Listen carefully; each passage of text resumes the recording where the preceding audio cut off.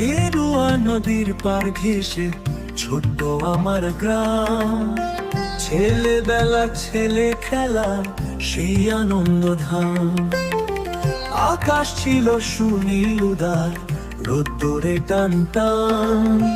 গেরুয়া নদীর পার ঘেঁষে সেই ছোট্ট আমার গ্রাম।